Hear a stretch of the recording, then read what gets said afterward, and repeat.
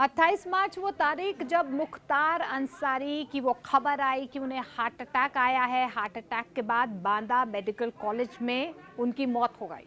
और उस वक्त आपने ये खबरें भी सुनी होगी कि उनके बेटे अब्बास अंसारी जो कासगंज जेल में बंद हैं, उनके जनाजे में शामिल होना चाहते थे, लेकिन लखनऊ कोर्ट से उन्हें झटका लगा। वो उनके जनाजे में शामिल नहीं हो पाए। तुरंत उन्होंने सुप्रीम कोर्ट में ये अर्जी दाखिल की कि वो अब अपने पिता के फातिया पर आना चाहते हैं।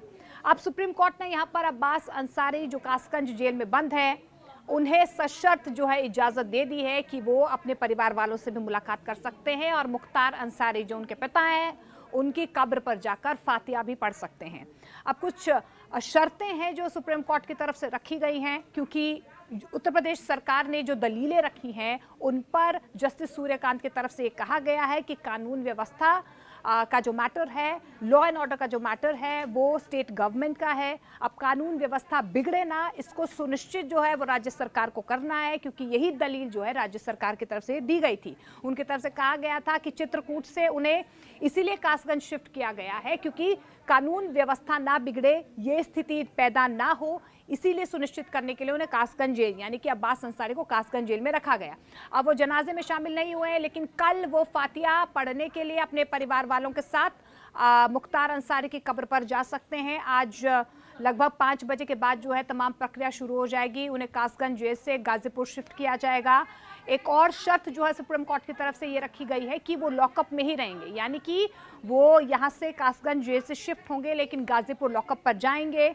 कल जब वो फातिया पढ़ने जाएंगे मुख्तार अंसारी की कब्र में, उसके बाद भी वो गाजीपुर लॉकअप में ही उन्हें रखा जाएगा। वो अपने घर नहीं जा सकते हैं, किसी कार्यक्रम में शामिल नहीं हो सकते हैं, किसी से मुलाकात नहीं कर सकते हैं, मीटिंग नहीं कर सकते हैं और ना ही कोई भी बयानबाजी मीडिया में वो कर सकते हैं, मीडिया से वो रूबरू हो सकते हैं। सुप्रीम कोर्ट ने ये सख्त दिशा निर्देश दिए हैं।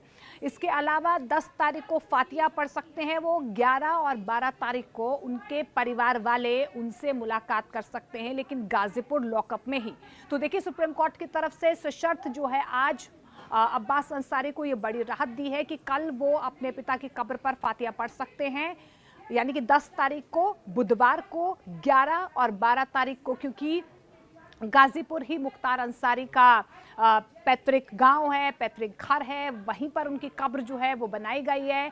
और ऐसे में अब अब्बास अंसारी जो है कल फातिया पढ़ने जा सकते हैं। 11 और 12 तारीख को उनके जो परिवार वाले हैं गाजीपुर लॉकअप में उनसे मुलाकात कर सकते हैं, लेकिन वो कोई भी इसके अलावा मीटिंग नहीं कर सकते, क्योंकि आपको पता है कि किस तरीके से मुख्तार अंसारी का जो परिवार है पॉलिटिकली कितना मायने रखता है। ना सिर्फ गाजीपुर, लेकिन पश्चिमी उत्तर प्रदेश के कई ऐसे शहर हैं जहां पर उनका प्रभाव बहुत ज़्यादा है। और यही वजह है कि जब मुख्तार अंसारी की मौत हुई उसके बाद से सियासत भी उनकी मौत पर गरमा गई है। लेकिन अब अब्बास अंसारी को सुप्रीम कोर्ट से राहत, कल वो अपने पिता की कब्र पर फातिया पढ़ने जा सकते हैं।